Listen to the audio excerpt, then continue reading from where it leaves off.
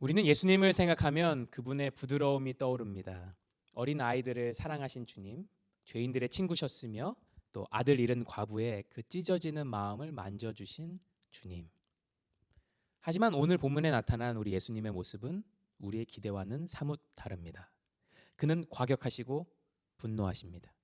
예수님은 어떤 이들을 내쫓으셨고 어떤 이들의 테이블과 의자를 엎으셨습니다. 익숙한 예수님의 모습이 아닙니다. 예수님은 왜 이런 행동을 하셨던 걸까요?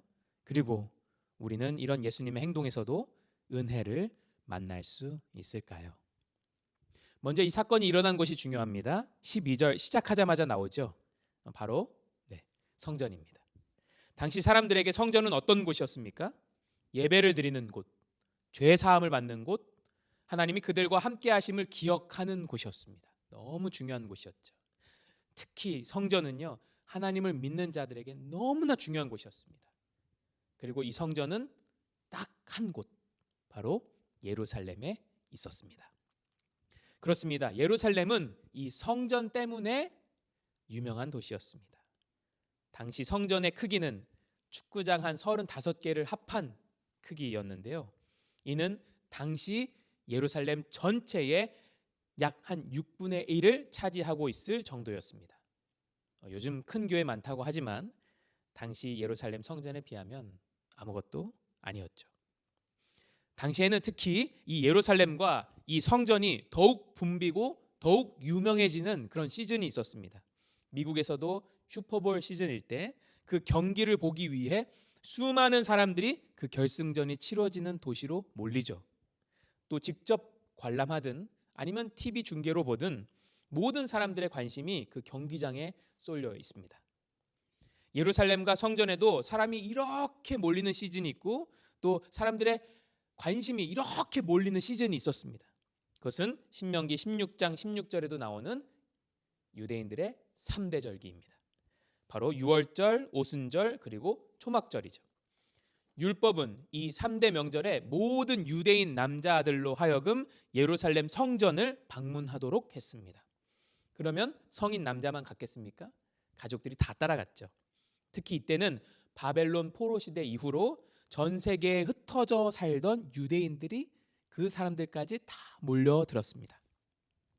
그 중에서도 이 유월절은요, 이 셋 중에서도 가장 열정적으로 지켜지던 명절이었습니다.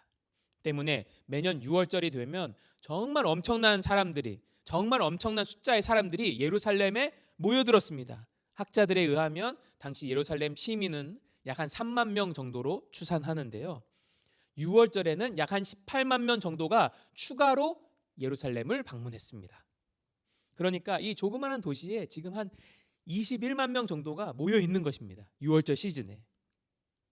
생각해 보면 원래 사람들의 7배가 되는 사람들이 지금 같이 머물고 있는 것입니다. 생각해 보세요. 평소 이 30명 정도 모이는 이 공간에 한 210명이 들어와서 앉아 있다라고 생각해 보십시오. 숨도 못 쉴 것입니다. 그런데 예수님도 이 예루살렘을 언제 방문하시죠? 6월절에 방문하십니다. 그 사람 많은 때 말입니다. 원래 예수님은 주로 갈릴리라는 지역에서 활동하셨습니다. 성전이 있던 예루살렘으로부터는 훨씬 북쪽에 있었던 지역입니다. 유대 사람들에게는요, 이 갈릴리는 촌동네로 여겨지던 곳이었습니다. 그런데 그런 곳에서 사역하던 예수님이 지금 예루살렘에 방문하신 것입니다. 그것도 사람들이 정말 많은 6월절 시즌의 말입니다.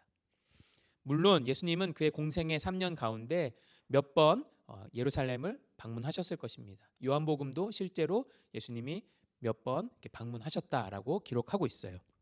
하지만 마태는요, 마태복음을 통해서 예수님의 예루살렘 방문을 딱 한 번만 적습니다. 그것도 예수님의 마지막 일주일에 있었던 그 예루살렘 방문을요. 이 방문에서 예수님이 십자가에 못 박히시거든요. 마태는 예수님의 그 마지막 일주일에 예루살렘 방문을 엄청 길게, 엄청 자세하게 적습니다.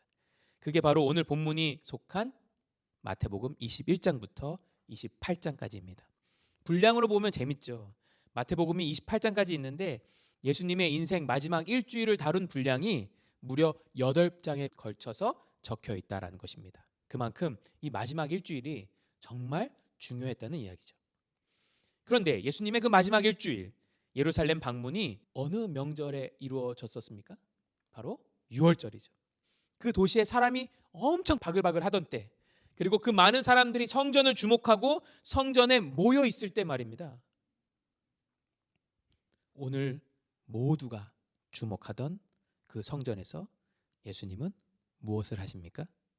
경건하게 예배를 드리셨습니까? 아닙니다. 성전에 들어가셔서 성전을 뒤집어 놓으십니다. 분노하십니다. 그렇다면 궁금함이 생깁니다. 대체 뭐가 그렇게 마음에 안 드셨던 걸까? 대충 보니까 성전에서 상거래가 이루어지고 있는데 그것이 그렇게 마음에 안 드셨던 걸까? 근데 따지고 보면요, 이 상거래는 모두의 유익을 위하는 것이었습니다. 아까도 말씀드렸지만 유월절은 모든 유대인 남성이 예루살렘 성전을 방문하는 그런 절기였습니다. 그런데 순례자들은요, 빈손으로 방문하는 것이 아니라 하나님께 드릴 흠 없는 희생 제물, 아직은 살아있는 소나 양 아니면 비둘기를 가지고 방문해야 했습니다. 그런데 생각해보면 그게 결코 쉬운 일이 아닙니다. 특히 예루살렘으로부터 먼 곳에서 출발했다고 생각해 보십시오. 그 희생 제사에 쓰일 동물과 함께 가는 그 길이 너무 어려웠을 것입니다. 흠 없는 동물을 사용해야 되는데 출발할 때는 흠 없던 동물도 도착하면 흠이 생겨 있을 것 같아요. 그러니 그 여행이 얼마나 어려웠겠습니까? 또 이 제물이 하나님께 드려질 만한가 아닌가의 판단을 누가 하냐면 제사장이 합니다. 아무리 흠없게 데려간 동물도 제사장이 좀 까다롭게 굴면 패스하지 못할 수도 있는 것입니다. 때문에 어떤 비즈니스 모델이 생겨났냐면 사람들은 희생 제물, 살아있는 희생 제물을 가져가기보다 돈을 가지고 갔습니다.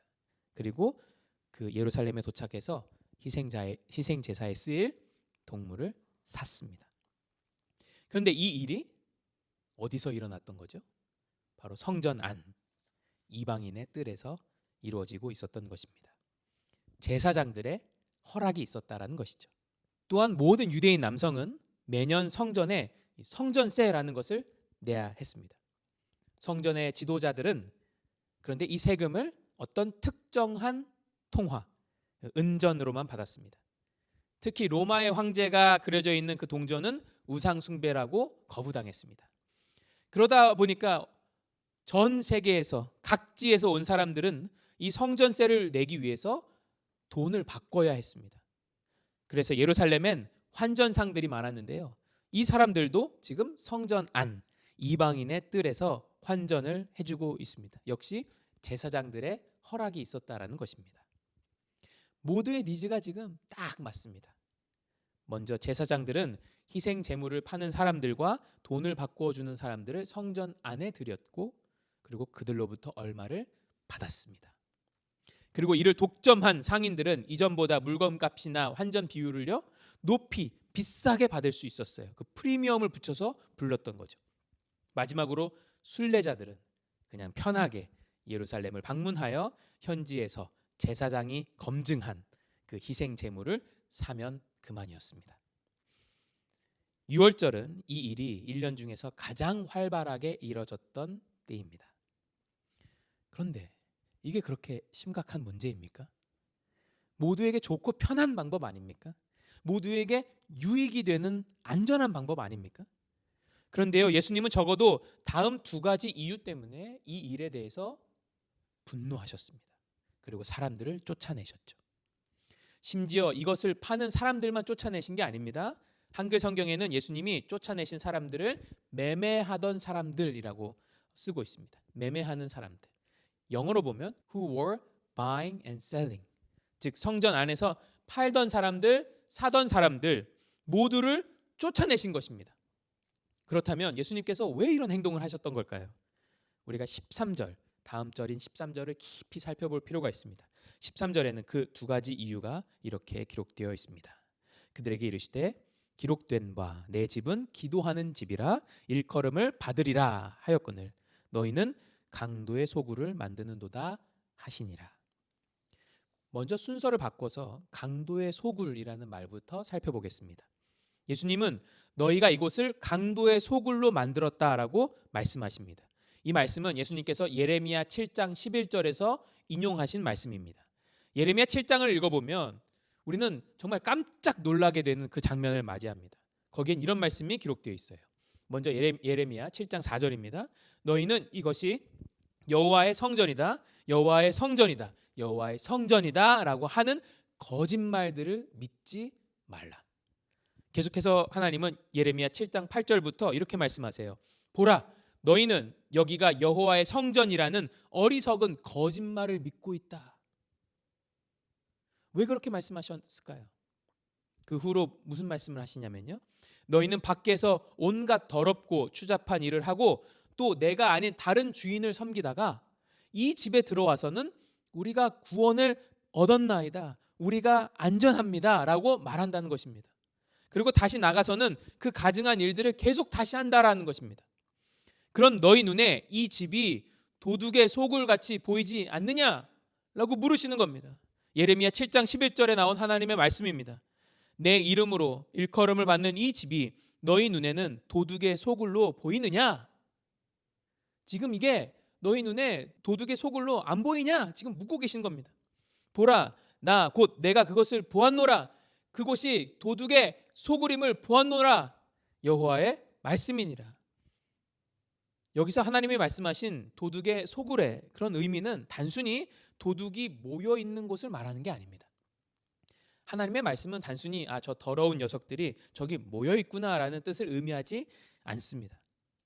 하나님이 사용하신 도둑의 소굴이란 도둑들이 가장 안전하다 느끼는 곳입니다.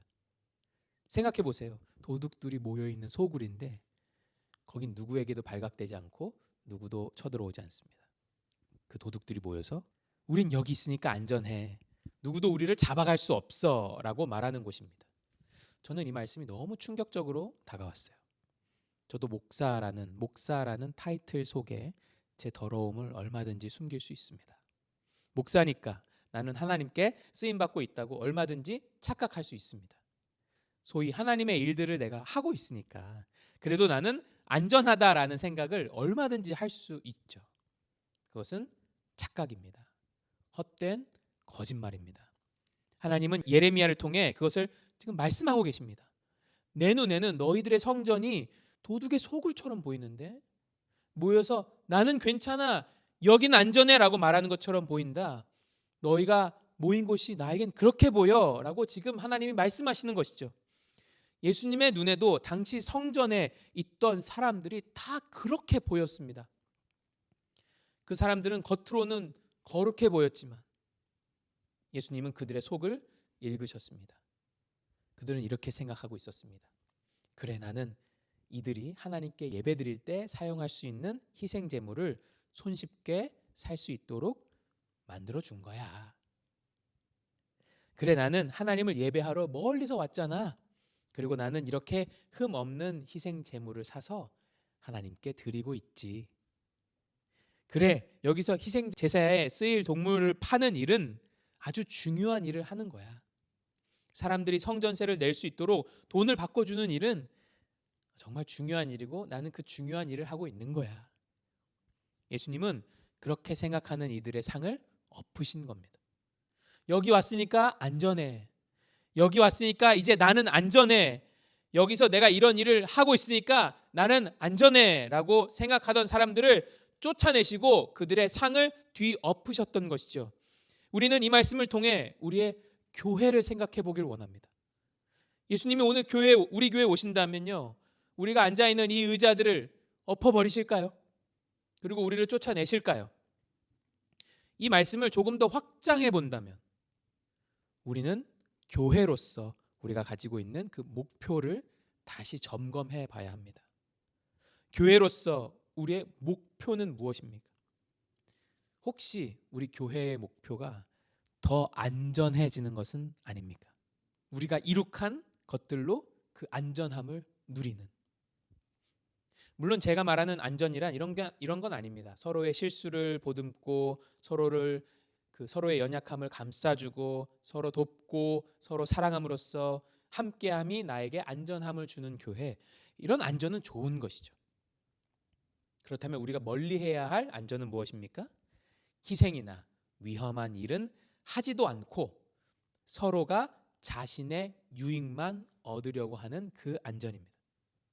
자신의 유익만 얻어가는 그 안전. 그리고 그 유익을 교환할 수 있는 사람들과만 어울리고 그 유익을 얻을 수 있는 행동만 하는 안전입니다.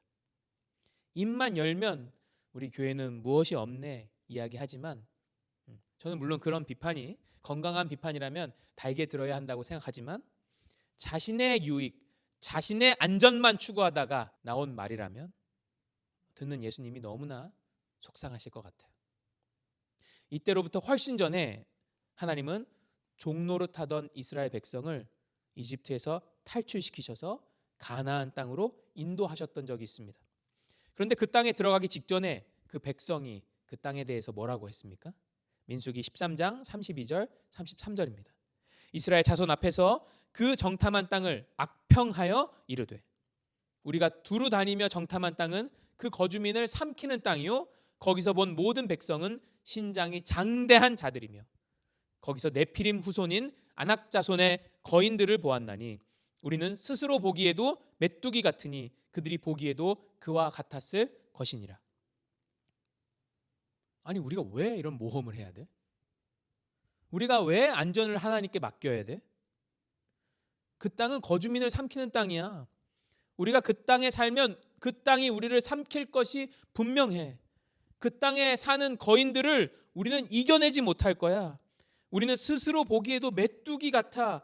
우리가 살 수 있는 땅으로 보내줘. 우리가 살 수 있는 땅으로 보내줘. 내가 안전한 곳으로 보내줘.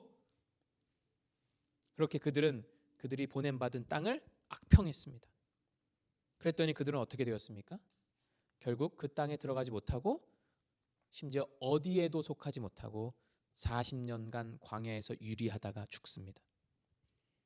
그리고 그 땅에 들어간 것은 그 다음 세대에게서나 이루어졌습니다. 마찬가지입니다. 우리는 매우 자주 하나님이 우리에게 주신 것을 누리지 못합니다. 왜냐하면 우리가 기대했던 그 안전이, 또한 다시 말해 우리가 기대했던 그 유익이 거기 없다고 생각하기 때문입니다. 그래서 우리는 늘 우리가 생각하는, 우리가 기대하는 그 안전을 쫓아 살아갑니다. 예수님 보시기에 당시 성전은요, 그렇게 안전을 쫓아서 나의 유익만을 쫓아서 사람들이 모인 곳이었습니다. 우리 교회는 어떨까요? 뭉치면 살고 흩어지면 죽는다. 이민자들이 서로 도와야지. 우리가 더 많이 갖춰서 더 많은 사람들을 만족시켜야지. 나쁘지 않은 생각일 수 있어요. 하지만 우리가 그런 멘탈리티로 살아가면 하나님은 바벨탑을 흩으시듯 우리를 흩으실 것입니다. 여러분, 우리가 오해하면 안 됩니다. 교회가 아무리 크고 갖춘 게 많아도 우리의 영혼의 안전함은 그리스도로부터 옵니다. 교회가 아무리 작고 또 사이가 좋고 또 건강해 보인다 할지라도 우리 영혼의 안전함은 그리스도로부터 옵니다. 만약 이것이 우리의 고백이 아니고 우리가 생각하는 어떤 기대하는 안전함을 추구한다면 예수님은 우리가 안고 있는 이 의자를 엎으실 수도 있겠어요. 그리고 말씀하시겠죠. 나는 너에게 그런 안전함을 허락한 적이 없다. 나가라. 그러나 여러분, 그게 예수님의 저주가 아님을 알아야 합니다. 내가 전혀 안전하지 않은데 내가 안전하다라고 생각하는 것만큼 위험한 게 없죠. 따라서 예수님이 오늘 내 영혼에 내 안전은 다른 어떤 것이 아니라 오직 그리스도로부터 온다라고 이 말씀이 내 영혼에 들린다면 그것만큼 은혜가 없습니다. 왜냐하면 나는 오늘 돌이킬 수 있으니까요. 하지만 그 말을 한 귀로 듣고 한 귀로 흘리며 나는 안전해라고 착각하는 사람들은 심판의 날을 두려움 속에 맞이하게 될 것입니다. 교회는 도둑이 안전함을 느끼는 곳이 아니라 죄인이 죄를 자복하는 곳이 되어야 합니다. 그러지 않으면 우리는 이 교회조차 안전한 곳, 나의 유익을 위하여 존재하는 곳으로 만들어 버릴 겁니다. 그러지 않으면 우리는 이 교회조차 우리의 안전을 위해 존재하는 곳, 우리의 유익을 위해 존재하는 곳으로 만들어 버릴 거예요. 그리고 그 유익이 없어지면 언제라도 버릴 수 있는 그런 곳이 되어 버릴 겁니다. 두 번째로, 예수님은 왜 이렇게 분노하고 계실까요? 예수님께서 13절에서 뭐라고 하고 계십니까? 내 집은 기도하는 집이다. 예수님께서 말씀하신 구절은 구약의 이사야 56장 7절 말씀입니다. 하나님은 이사야 말씀에서 이렇게 약속하시죠. 이전까지는 장애인과 이방인들이 예배를 드리지 못했지만 내가 그들의 예배를 받을 날이 오리라. 그래서 이사야 56장 7절에 이렇게 기록되어 있는 것입니다. 내가 그들, 장애인과 이방인들을 내 거룩한 산으로 데려와서 내 기도하는 집에서 그들을 기쁘게 해주겠다. 그들이 내 제단에 바친 번제물과 희생 제물을 내가 기꺼이 받을 것이다. 내 집은 만민이, 모든 백성이 모여서 기도하는 집이다. 만민이 기도하는 집이다 라고 불릴 것이다. 이 말씀은 하나님의 약속입니다. 거룩하지 못하다며 예배에서 소외당하던 자들이 그들의 예배를 받으리라. 하나님이 약속하신 것입니다. 그런데요, 예수님은 지금 이 당시의 성전에서 이루어지던 일을 보면서 몹시 분노하신 것입니다. 왜 그렇습니까? 예수님의 행동을 더 잘 이해하기 위해서는 성전의 구조를 좀 살펴봐야 합니다. 화면에 좀 같이 봐주시겠습니까? 복음서에서 성전이라고 하면 당시로서는 최근에 세워진 이 거대한 성전을 말했습니다. 그런데 이 성전 안에서도 제사를 드리는 성소는 사실 작은 그런 건물, 크지 않았고요. 그 건물을 둘러싸고 있는 넓은 뜰과 벽을 다 포함해서 그렇게 넓었던 것입니다. 특별히 여기서 성소를 둘러싸고 있는 그 커다란 뜰을 이방인의 뜰이라고 불렀습니다. 당시 성전은 성소에 가까울수록 거룩한 사람들만 들어갈 수 있었습니다. 부정하다고 여겨졌던 이방인들은 이방인의 뜰까지만 들어갈 수 있었어요. 그 다음은 여인의 뜰, 여인까지 들어갈 수 있는 여인의 뜰이 있고, 그 다음은 유대인의 남자만 들어갈 수 있는 곳이 있고, 그 다음에는 성소, 그 성소에는 제사장들만 들어갈 수 있죠. 그리고 지성소에는 대제사장만 들어갈 수 있었습니다. 오늘 본문의 사건이 발생한 곳은 바로 이방인의 뜰입니다. 넓은 공간이었고 그곳도 성전이라는 큰 테두리 안에 있었던 곳입니다. 하지만 당시에 이곳에서 일어나고 있는 일은 그야말로 가관이었던 거죠. 완전 장사판이었기 때문입니다. 안 그래도 6월절이라 사람들이 바글바글한데 희생 제물을 사고 팔고 성전 은화를 환전하고 그런 사람들로 여기 이방인의 뜰이 발 디딜 틈조차 없었을 것입니다. 하지만 여기는 이름 그대로 이방인의 뜰입니다. 아무리 이방인이라도 만약 하나님께 기도하고 싶은 이방인이 있다면 그들은 여기서 기도할 수 있었어요. 그들은 여기까지라도 들어올 수 있었습니다. 그런데 사람들이 여기서 지금 뭘 하고 있는 거죠? 장사를 하고 있습니다. 그럼 이방인이 기도할 수 있었겠습니까? 그 장사하는 곳에서 이방인들이 기도할 수 있었겠습니까? 예수님은 지금 장사 자체를 뭐라고 하고 계신 게 아닙니다. 거기 모인 사람들이 이방인들의 기도할 수 있는 기회를 박탈하고 있었기 때문에 분노하신 것입니다. 내 집은 만민이 모여 기도하는 집이다. 누구나 올 수 있고 누구나 환영받고 누구나 하나님을 찾을 수 있는 곳이다. 그렇게 성전이 될 거라는 이사야의 말씀을 완전히 거꾸로 가고 있었던 것입니다. 당시의 성전이요. 그런 의미에서 이제 이어지는 예수님의 행동을 보십시오. 14절을 보니까 누가 예수님께 나옵니까? 맹인과 저는 자들. 이들은 원래 성전에서 멀리 있어야 했던 자들입니다. 하지만 예수님은 그렇게 자기의 부족함을 고백하며 나아온 자들을 고쳐주십니다. 중요한 건 예수님이 우리의 육체적 질병을 고치셨다는 것이 아닙니다. 당시에 맹인, 저는 자, 다 부정한 자로 여겨지던 자들입니다. 그러면서 하나님께 예배드리지 못하던 그런 자들이에요. 그런데 정말 그날이 왔습니다. 이사야 선지자가 그렇게 기대하던 그 날이 왔습니다. 이사야 56장 7절이 이루어지는 날이 왔어요. 장애인이, 이방인이 부정하게 여겨지던 그들이 하나님께 예배할 수 있는 날이 왔습니다. 예수님은 그들이 예배할 수 있는 날을 여셨어요. 예수님은 그런 온전치 못한 우리가 하나님께 예배드리고 하나님께 기도할 수 있는 그 날을 여셨습니다. 이 일을 보고 어린이들이 어떻게 찬양합니까? 15절입니다. 성전에서 소리질러 호산나 다윗의 자손이여. 너무 신기하지 않습니까?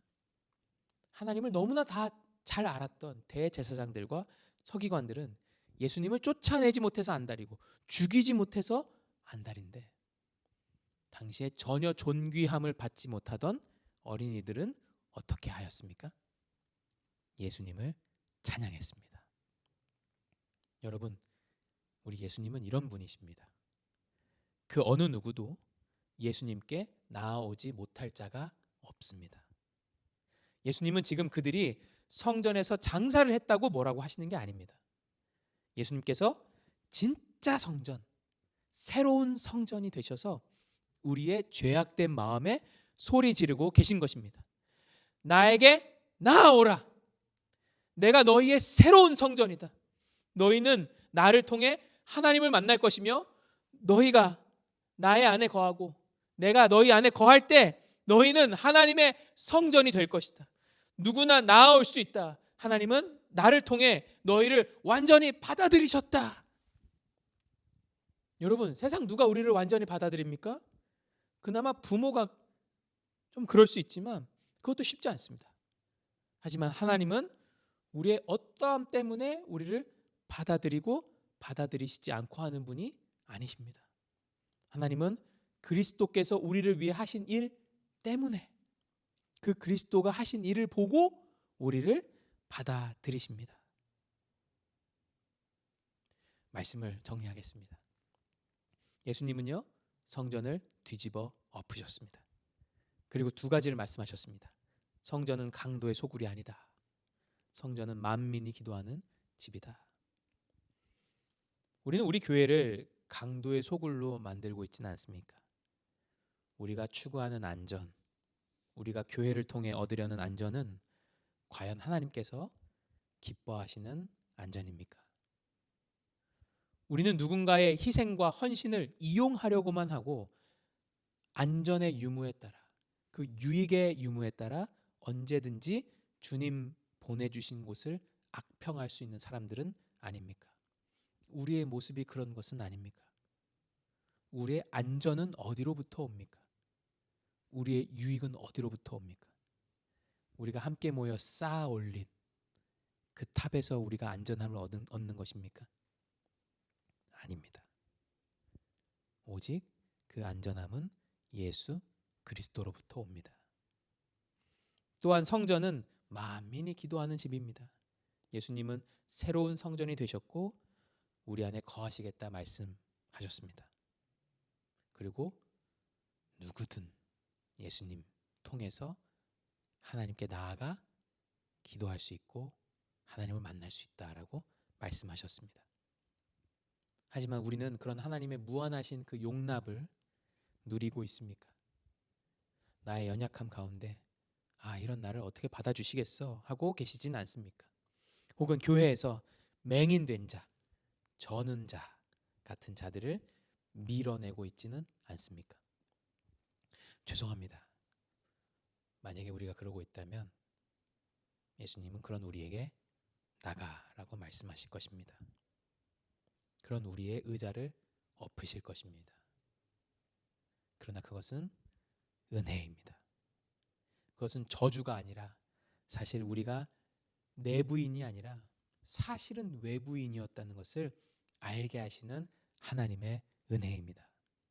사실은 내가 구원받을 만한 자가 아니라 전혀 자격 없는 자였다라는 사실을 알게 하는 하나님의 은혜입니다. 그렇습니다. 우리가 모인 이곳이요, 도둑의 소굴이 되어서는 안 됩니다. 도둑들이 모여서 서로의 안전을 도모하는 곳이 되어서는 안 됩니다. 또한 예수님은 절대로 우리를 내버려 두시는 분이 아닙니다.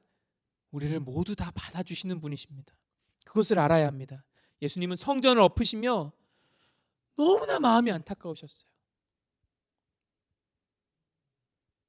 여기가 안전을 누리는, 유익을 누리는, 서로가 만들어낸 그 안전을 누리는 그런 곳이 되어서는 안 된다. 또한 내가 만민이 기도하는 집으로 이 성전을 만들었는데, 예수님이 몸소 성전 되셨는데 너희가 사람 가리면 안 된다. 저는 자 맹인된 자 가리면 안 된다.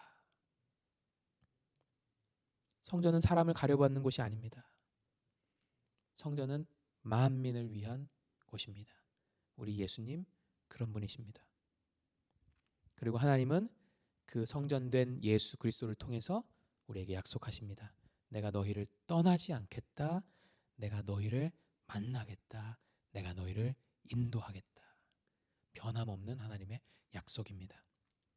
그래서 우리는 공동체로 함께 모여 이렇게 고백합니다. 하나님, 우리는 보이는 것은 멀쩡하지만 사실 속은 썩어 문드러진 자입니다. 우리는 심지어 교회에서도 또 교회를 통해 우리가 추구하는 유익과 안전이 있습니다. 하나님, 이런 제가 어떻게 하나님께 나아가며 이런 저희가 어떻게 하나님께 기도하며 하나님을 사랑할 수 있겠습니까? 오직 예수님의 은혜가 필요합니다. 예수님, 우린 예수님이 필요합니다. 이 교회가 오직 예수 그리스도를 의지함으로 우리의 안전이 오직 예수님께로부터 온다라는 사실을 알게 하여 주옵소서. 오직 예수 그리스도를 의지함으로 우리가 하나님께 받아들여짐을 경험하는 그런 교회 되게 하여 주옵소서. 우리가 어떻게 강도의 소굴이 기도의 집이 될 수 있습니까?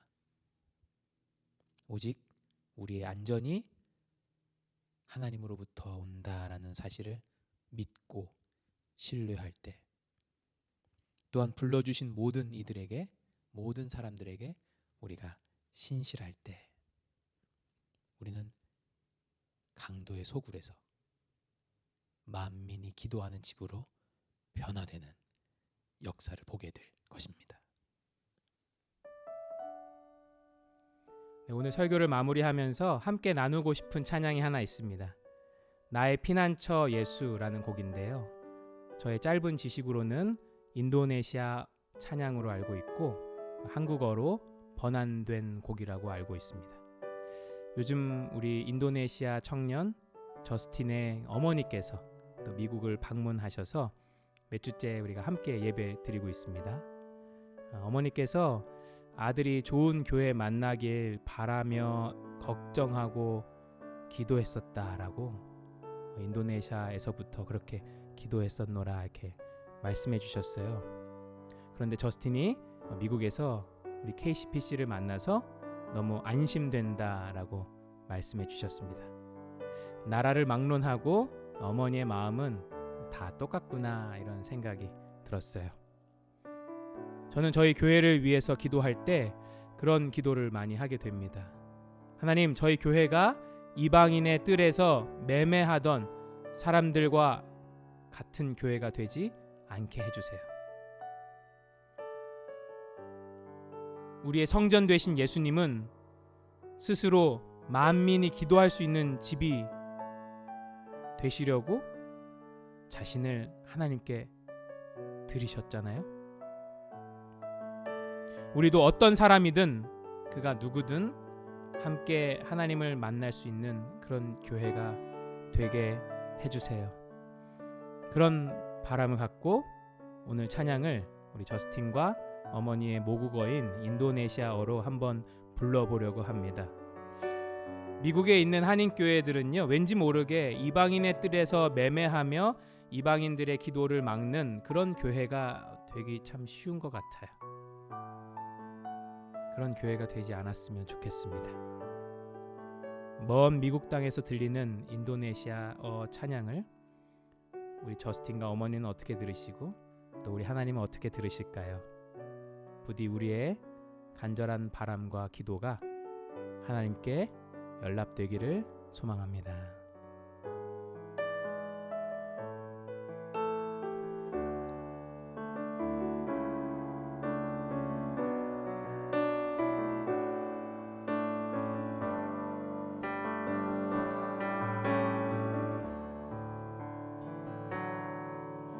Mau cinta Yesus selamanya.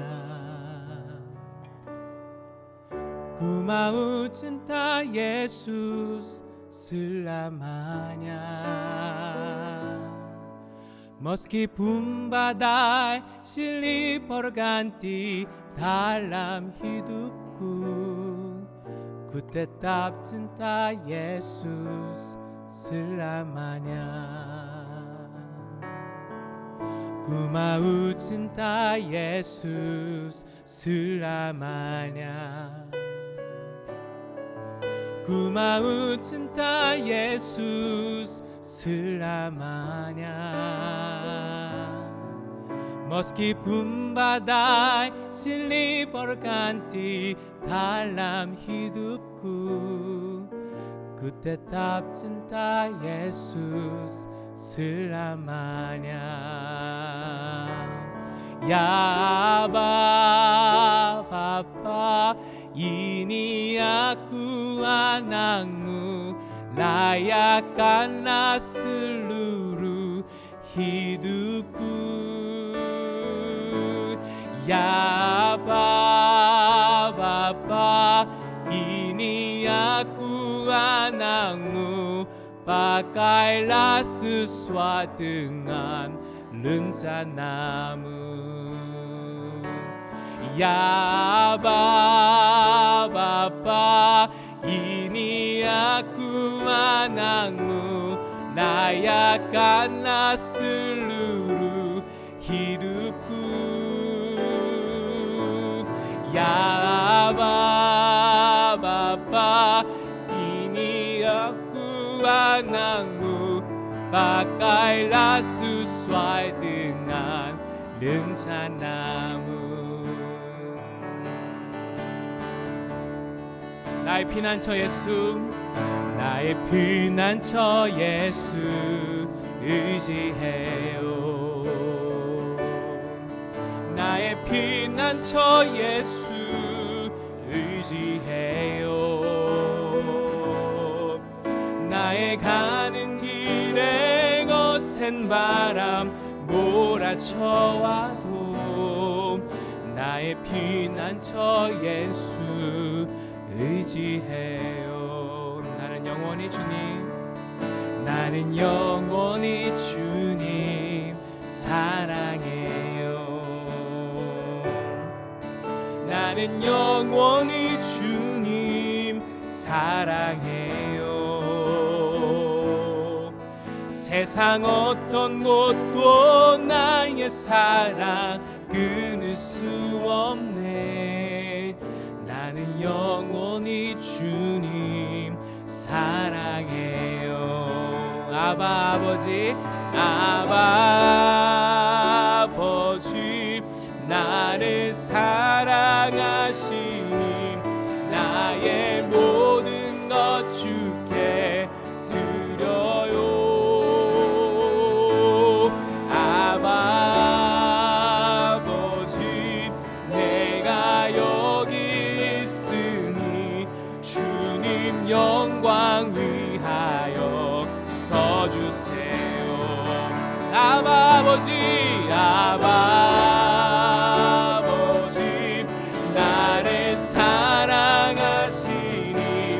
나의 모든 것 주께 드려요. 아바 아버지, 내가 여기 있으니 주님 영광 위하여 서주세요. Ya Bapa, ini aku anakmu, layakkanlah seluruh hidupku. Ya Bapa, ini aku anakmu, pakailah sesuai dengan rencanamu.